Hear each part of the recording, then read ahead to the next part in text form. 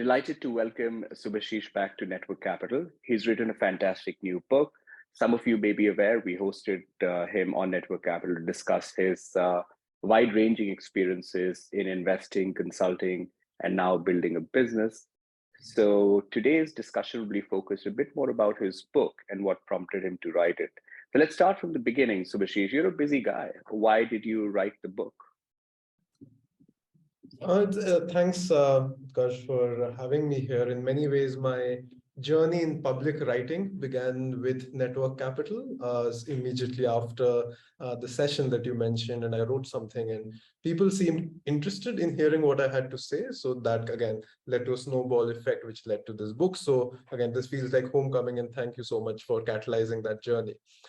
To your question of what led to this book, I've always been someone who's aspired to be a writer. I've aspired to tell stories. I've just never found the right story to tell. I've struggled with genre. I tried to write poetry. I tried to write fiction, etc. It's only in the recent years that I think a lot of factors came together, which made me feel like this is the story that I want to tell. This is the narrative that I want to spread out there in the world. In parallel, as I was gaining some traction in terms of writing on LinkedIn, this just felt like the right moment. So I think a lot of things added up at the same time, and that's what led to this book. Connect your career with the book, with the topic of the book.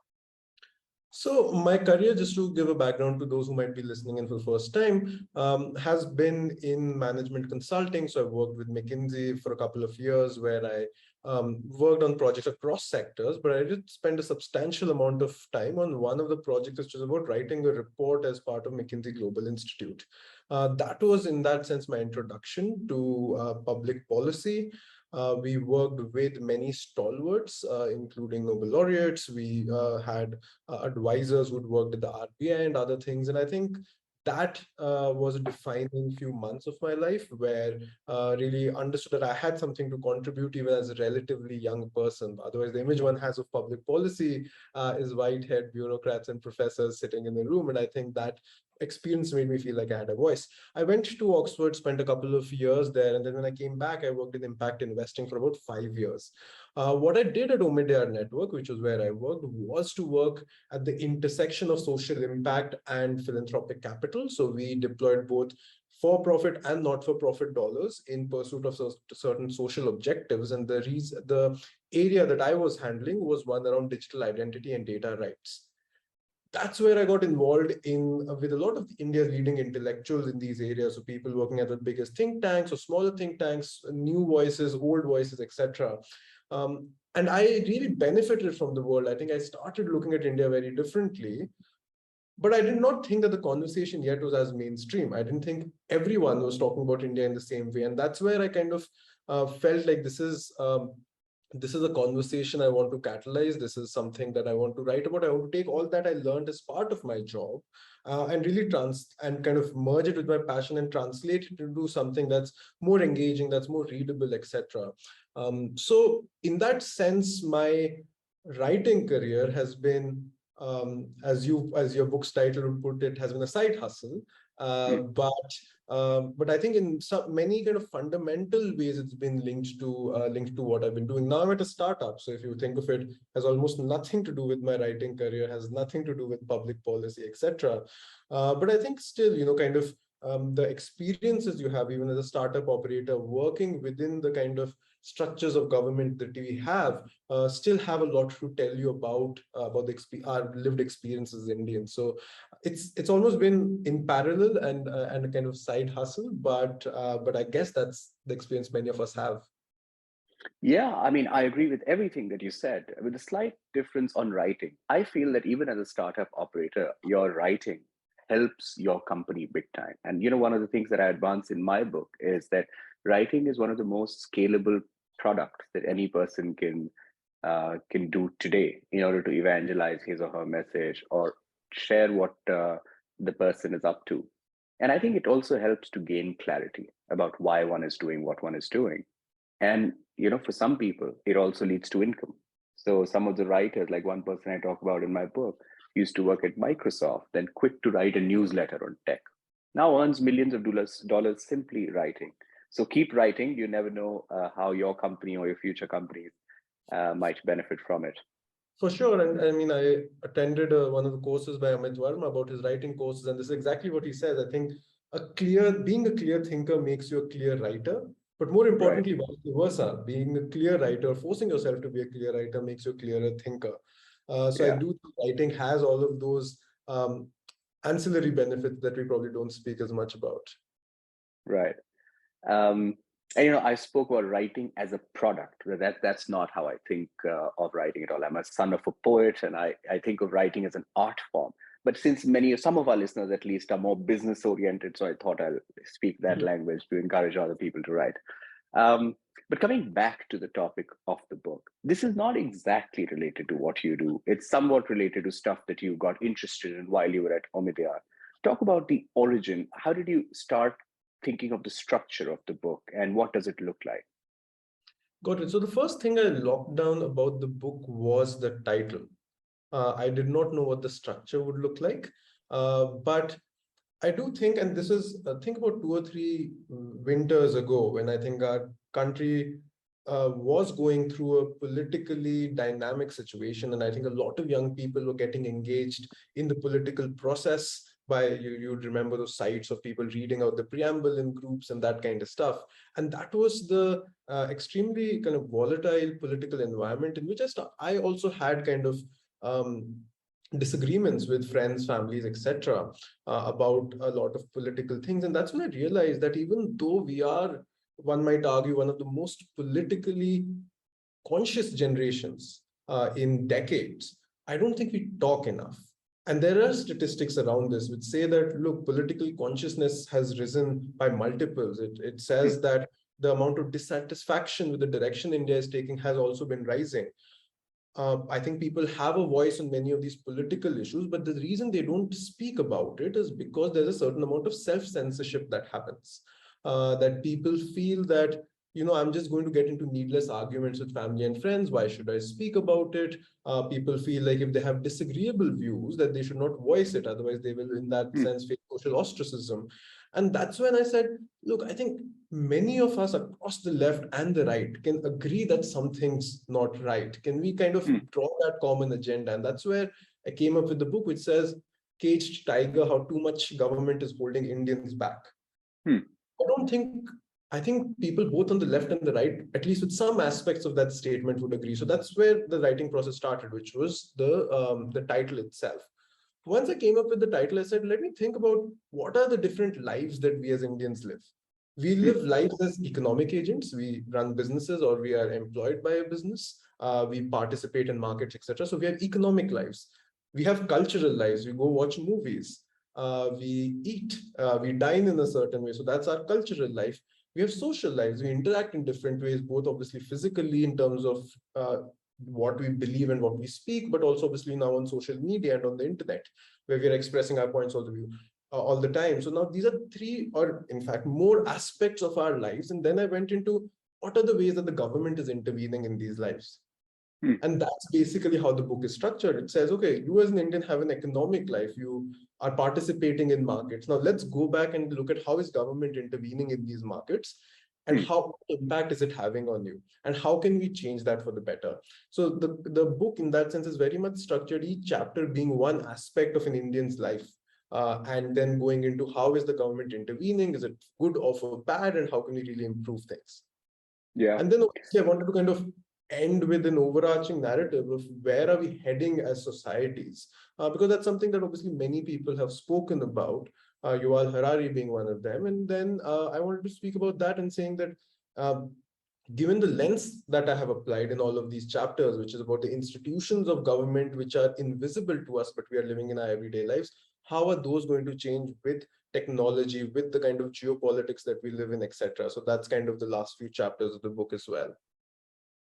I was particularly interested in the segment about trust and how you see trust manifesting in India differently. When I look at global data, trust in institutions is dropping, has consistently been dropping. People don't trust big banks, big religion, big government, etc., etc.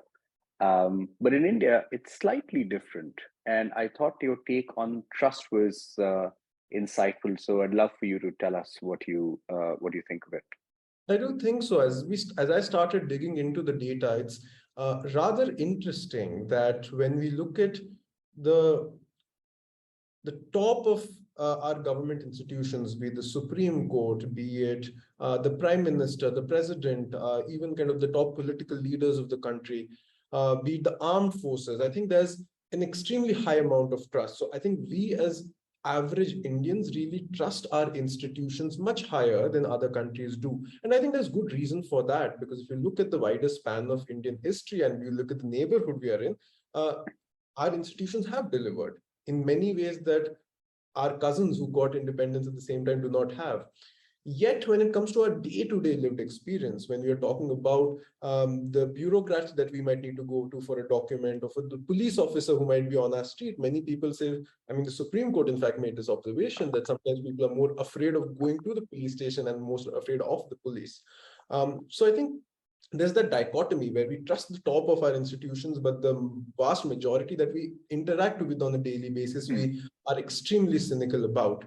And that's the dichotomy that I do try to resolve through this book, which is to say that I think there is something to be said about our cultural aspects, our view of nationhood, of belonging to a particular community, that makes us trust in the kind of the figureheads of that community. Mhm. But at a day-to-day basis, I think our lived experience is different. And the question was, how can we try to reconcile those? Hmm. And how can we try and reconcile those? What are some things that young India can do in order to understand this different way in which trust manifests in the country? I think the most important thing for us to do is honestly to just talk. And I think we underestimate the power of us just expressing our point of view. Hmm. I do think we are, at the end of the day, a democracy. And I think to that extent, us even, one might think, hey, what does it even achieve if I just, repost something or just participate Mhm. in a hashtag, etc. But there have been major movements and major milestones that have happened and that have taken place because people participated and believe that they had a voice. Institutions are everywhere. Everything we do every day is an institution, is part of an institution. You and Mhm. I are doing this recording on Zoom. I think there is a lot of contentious topics being discussed right now about how do we regulate the internet. Should there be encryption? Should the government have backdoors? Our WhatsApp chat should be encrypted. Should the government have access to that to prevent crime or Hmm. not? So every interaction that we have as citizens is moderated by some government institution. I think individuals, as a starting point, to just talk about these issues. Remember that about 7 or 8 years back, Facebook wanted to come into India with its kind of free basics program. And I think people Yeah. started a very successful social media campaign called the Save the Internet campaign, where they got to write to their MPs, they kind of tweeted about it, they wrote about it, etc. And then finally, that did not go ahead. So I think people need to kind of voice that. We don't need to look back too far out in history. There was obviously the Jan Lokpal movement of Anna Hazare that happened in a certain way. On more tactical things, there were the kind of candlelight protests, etc., that were happened in the Jessica Lal case. So I think we have lots of these moments. So even the greatest of despondency, where you might think as a young citizen that, hey, look, I don't have a voice and I don't even want to participate because this is too much for Hmm. me. I think there's some little thing that all of us can do. And I think the importance of conversations is underestimated because people feel one in a billion, do I really make a difference? And because sometimes the quantum seems insignificant, people either don't engage at all or engage with the intent of provocation. And in the book, you suggest different ways in which that expression can take place. Do you want to tell us about that? And are there interesting examples from other parts of the world where the conversation is slightly more nuanced?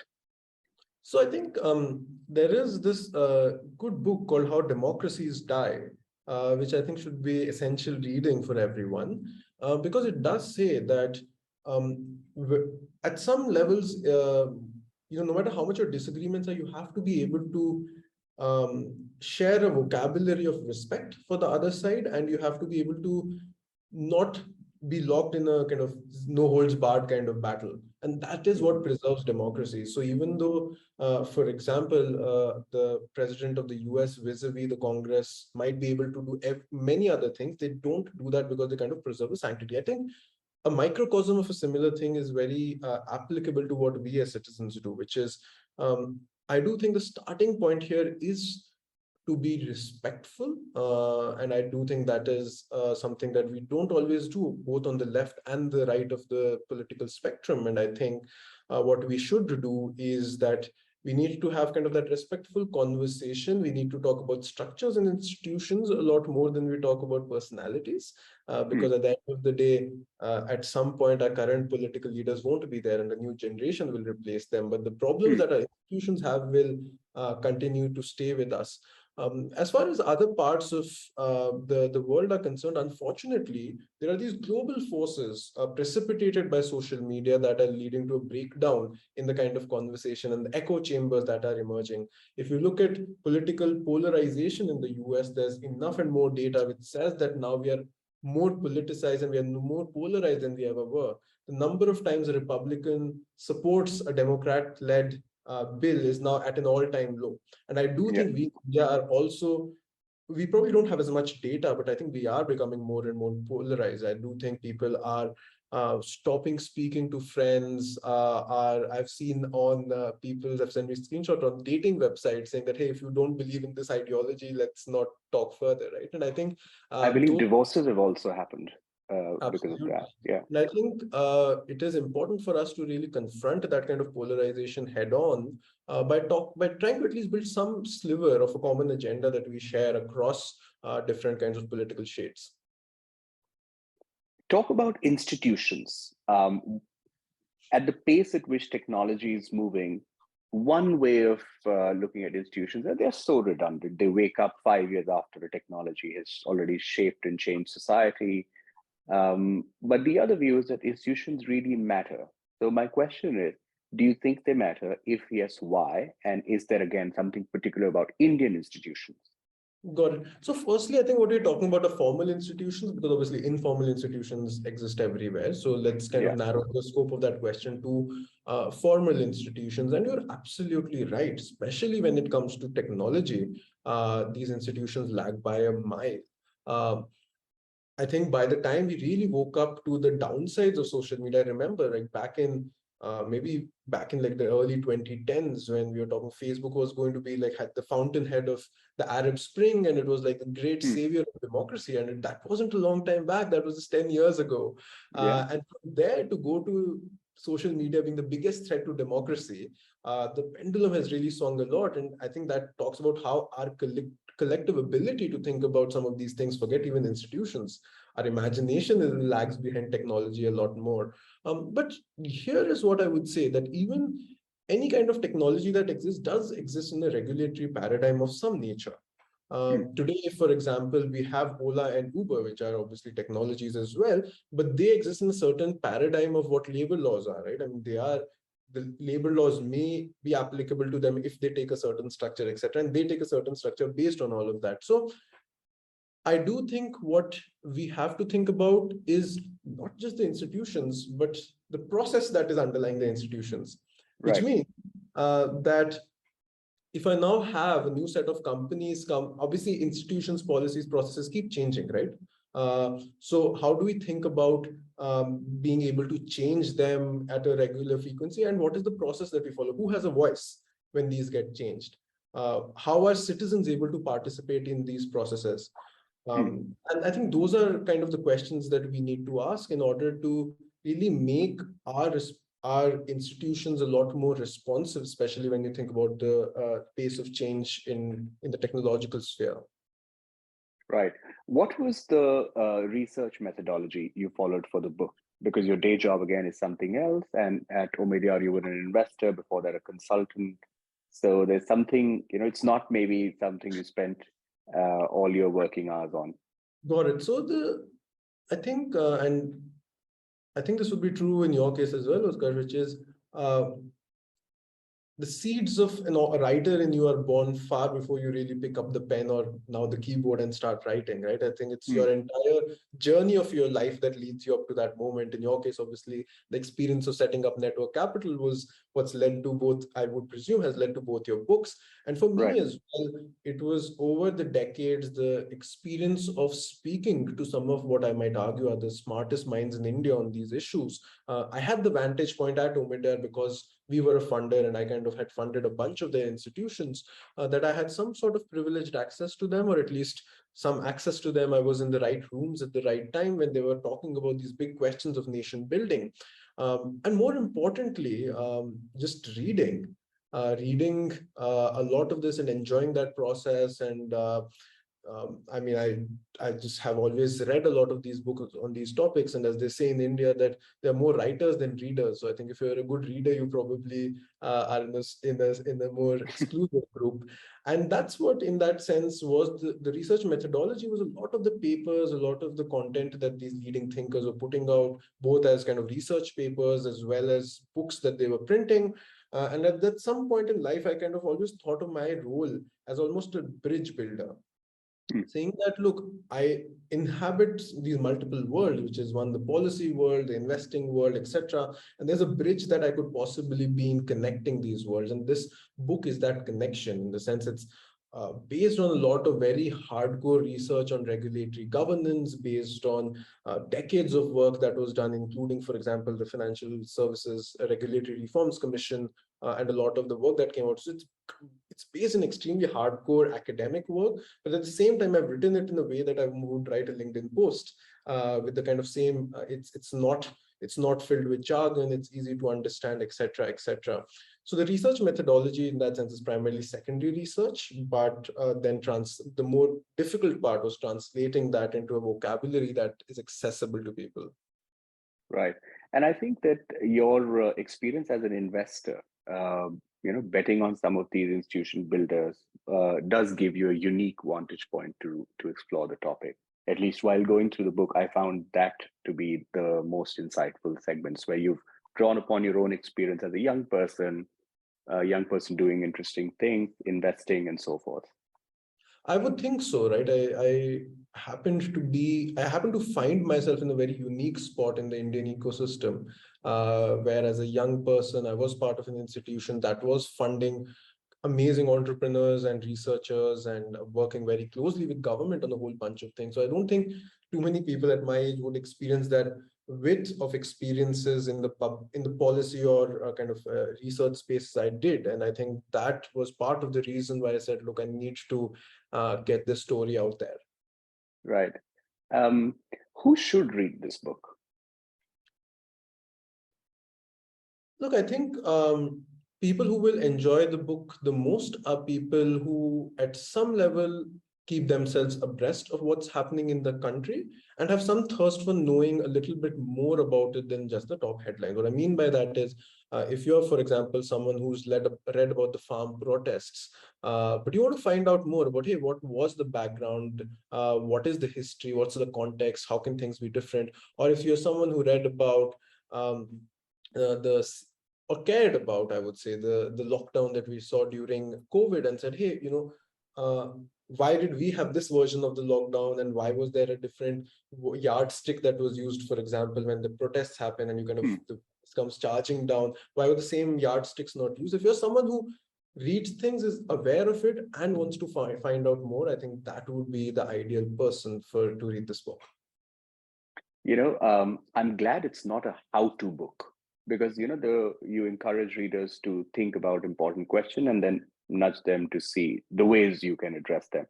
Um, I don't want to do the consulting thing of three takeaways or anything of that sort, but just guide us into some of the important questions you nudge the reader towards, and what are some mental models you suggest so that the reader can explore that topic. Got it. So in terms of the questions I nudge the readers towards is, firstly, thinking about thinking harder about structures and processes uh, of everything that we see, or nudging them to think one level deeper. And I think this is, now that you mentioned consulting, I will say that in consulting, there's the 5 layers of why that you ask. You just keep thinking of something and keep asking why 5 times. And you usually get to the truth, is what consultants like to believe. And I think that's the mental model that I'm trying to encourage my readers in this book, is to ask why 5 times. If you say that there are farm protests. Why are there farmer protests? Because the government brought in laws. Why did the government bring in laws? And then kind of just take that structure of thinking. So I think I'm trying to get my readers to move from the headlines to the whys of some of these things that are happening. So that is kind of one of the nudges that I have in the book. The second nudge that I have for readers in my book is really not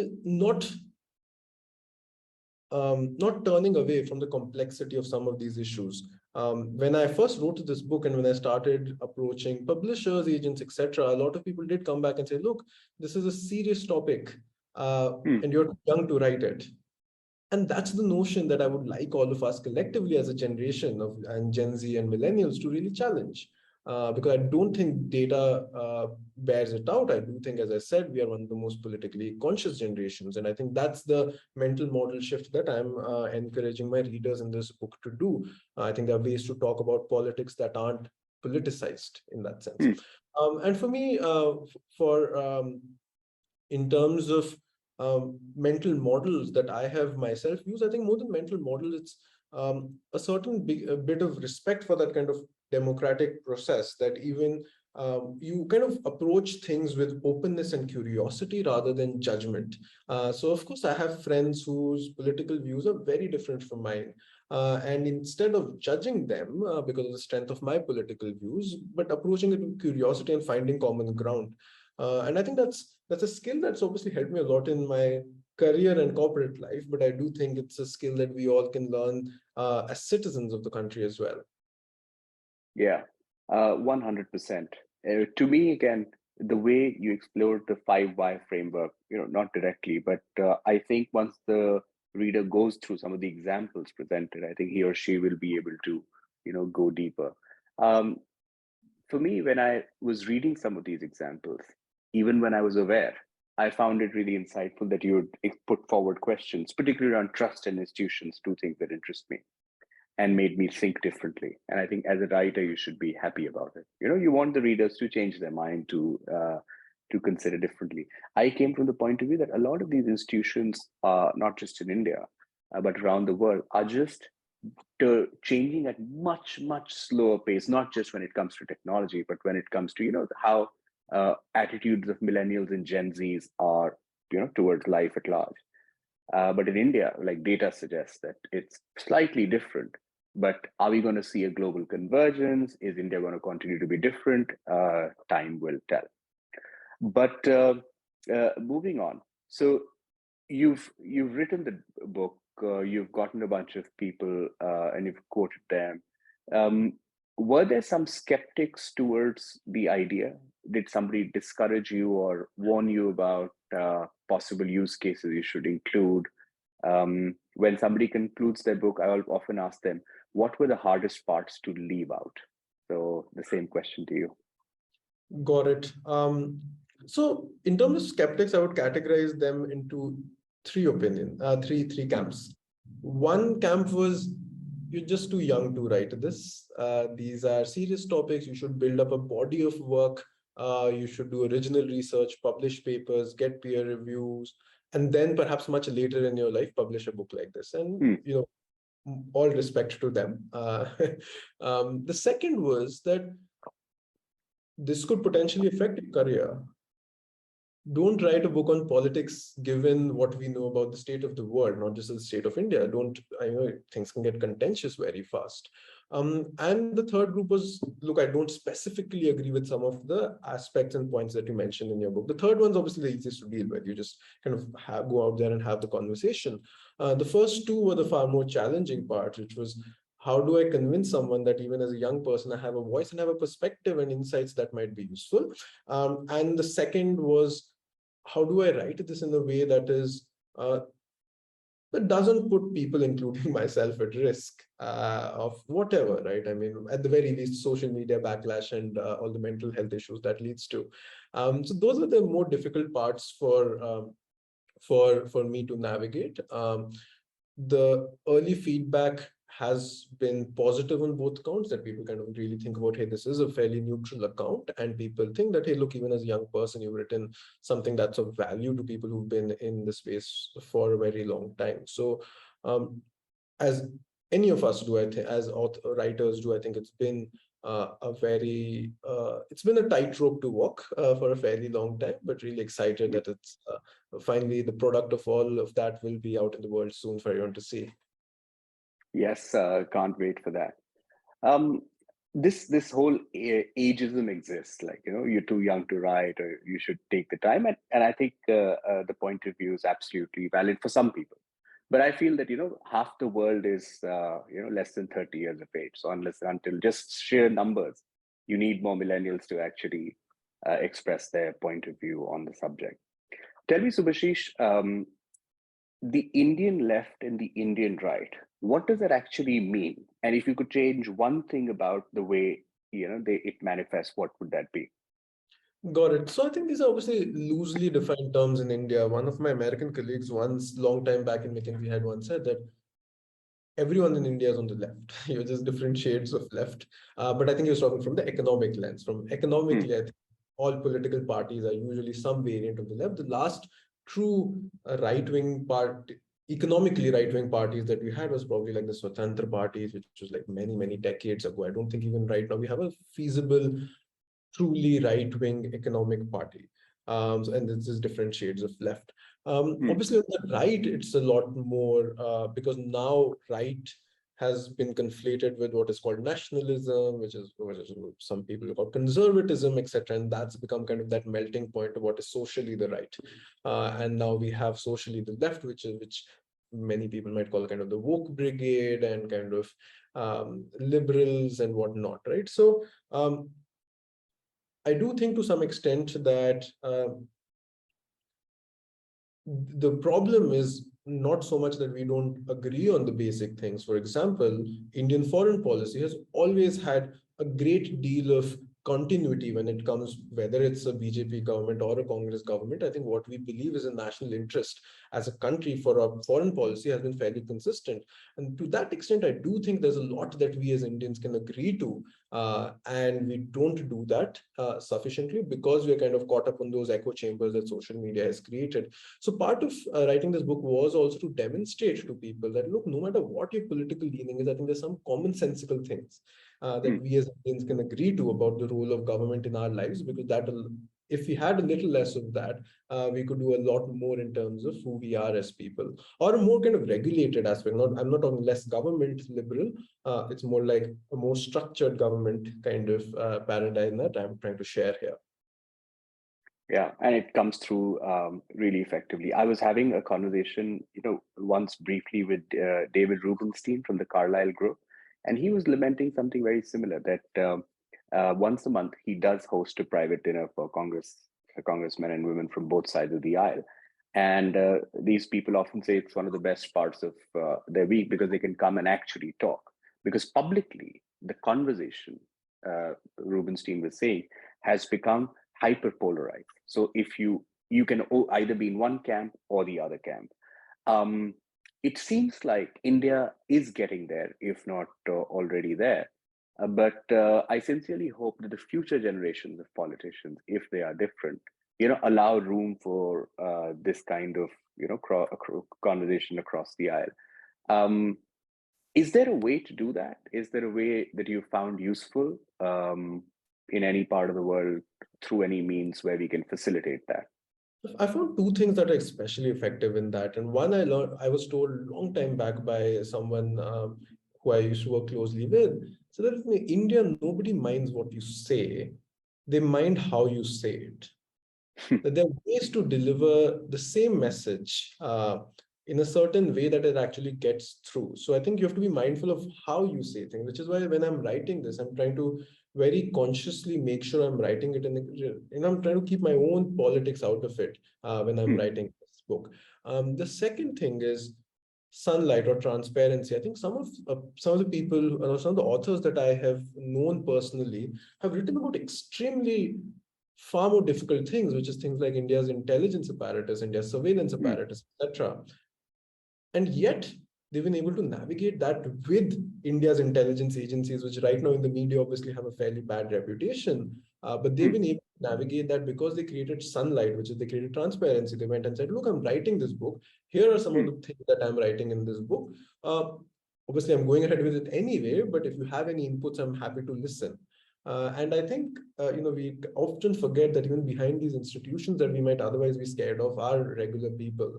And when you reach out to them people to people, I think you're able to navigate that a lot easier. So I do think even in terms of this polarization, if these are the two things that we keep in mind, which is it's not so much what you say, it's how you say it. And Hmm. secondly, of these people as humans, they would want transparency, they would want you to be honest with them, etc. I do think that even the most difficult conversations can be had with the most difficult people if you have these two things in mind. Do you have thoughts on careers in policy and politics in relation with the book? Got it. So I do think at this point, given this large role that governments have in especially our economic lives, everyone needs to have some understanding of public policy and how governments work. So I do think it has become the basic toolkit that any young, even a relatively young and certainly middle career professional needs to have. They need to be able to at least understand how governments work, because whether you're working at a tech startup in, let's say, fintech, edtech, wherever else, Hmm. whether you're working in a bank or one of the traditional industries, whether you're working in government, obviously, academia, everywhere the government is a fairly large part, determines a fairly large part of what you do. Like we, for example, I'm currently working at a fintech company, and obviously what it really matters, what are the rules and regulations that are driving fintech, that and it affects my everyday life. And I think people need to be fairly conscious of that. You as an entrepreneur obviously need to be fairly conscious of that as well. Hmm. So I think some basic level of public policy awareness and consciousness is absolutely bare minimum for success in today's corporate world, and especially obviously in white collar jobs. Secondly, when you talk about a career specifically devoted to public policy, obviously it's become now a very large part, right? I mean, there are Hmm. top-notch VC funds who are now hiring public policy professionals to Yeah. set up public policy divisions. So clearly, even VCs who traditionally might have thought we are outside the laws of gravity of government in the country are now saying that, look, we also need to have this in our toolkit. And I think therefore the number of people who are legal professionals, public policy professionals, technologists in public policy, etc., is a sphere that is increasingly exploding, and I do expect that trend to continue for a while.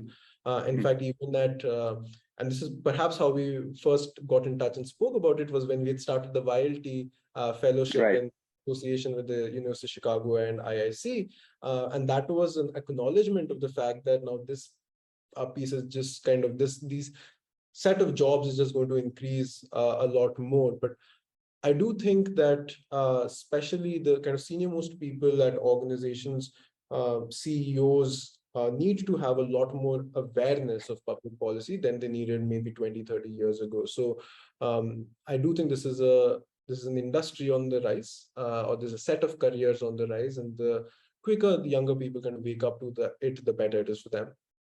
Yes, definitely. Um, has writing the book made you change your mind about something? It certainly taught me a lot of patience. But in terms of writing the book, what's been most illuminating is the power of networks. I've always been a fairly introverted person, and I think all of us, and in early stages of our career, can get away with that. But I think we live now in an extremely hyper-connected world. We live in a world where there's so much interdependency between all Hmm. of us. So, both in the process of writing this book, when I read a certain thing and I would be curious, why did this person say that? My ability to Hmm. reach out to them and understand why they said what they said or why they wrote what they wrote becomes a lot more important. But more importantly, even in the post-writing part of it, which was, I know that I could write this book because someone came and advised me and said, hey, this is the way you navigate the publishing process. Hmm. Otherwise, what I would have probably done is I would have just emailed my manuscript to a bunch of publishers, and I know, and you know, that it doesn't work. Hmm. And I think that value of networks, which in a way organizations like Network Capital are doing, right, which is connecting folks, organizing some of these knowledge sharing sessions, etc. And I think the process of writing my book really taught me a lot more about the value of all of that. And now, finally, also in the marketing phase, I think the people who supported me the most and really helped me get the word out are people who've been in my shoes in the recent past. And they've experienced the joys and pains of marketing a book and getting the word out there. And I think they're the people who've really turned up a lot more. So for an introverted person like me, the writing of this book, which one might imagine is a really insular process, has really made me, to contrary to that, value the benefits that networks bring to any professional's life, including in endeavors like this. Fascinating. So, Subhashish, how can people, give you feedback on the book? How can they connect with you? How do they reach you? So I'm fairly active on social media, on Twitter, on Instagram, on LinkedIn, which is my preferred writing medium. And folks can just write to me on any of these three, whichever they prefer. Awesome. Is there anything I should have asked you that I didn't about book, life, careers, anything at large? I think in it would have been useful to would have been useful to talk about which you kind of broached the topic, which is why I wrote the book, but the book vis-a-vis my plans for my future career. Hmm. Because one of the things again that I would like your readers to, or your viewers to take away is, at some point I was in a dilemma whether I should even proceed with this book or not. I was kind of midway through it, and there were questions about what is the impact this might have on my career, not just from the perspective obviously on the topic of the book, which some people were skeptical about, but also the time that it will consume in writing it and doing the Hmm. market, etc. And a lot of people said, look, at this stage in your career, is this where you want to spend your time? And that's when I spoke to one of my professional mentors. And what he told me was, look, these kind of passion projects come once in a lifetime. Hmm. And you have to go for it or you'll spend the rest of your life in regret. So I do not expect, because I'm not an academic, because I'm not in public policy, I do not expect this book to really aid my profession very directly. But I think it's the joy of writing, it's the joy of working on something that means so much more that drove me to then take the decision to pursue this book. Um, Much like my time at Oxford, which I don't think professionally really changed the trajectory of my life. I probably would have landed up in VC at some point anyway. But I think it's added to my life. It's made my life much fuller in ways that cannot be quantified. So again, you know, um, take people back to what you write a lot more about, which is kind of the side hustle and all of that. And I think people really need to not be as you know uh, not be as narrow-minded when they think about their careers, and actually let themselves go out there, take something on the side that they really enjoy. Well, thank you so much, Subhashish, for joining us and for writing this book. I thoroughly enjoyed it, and I'm very sure that all Network Capital members will enjoy it. Look forward to meeting you very soon. Likewise, thank you so much.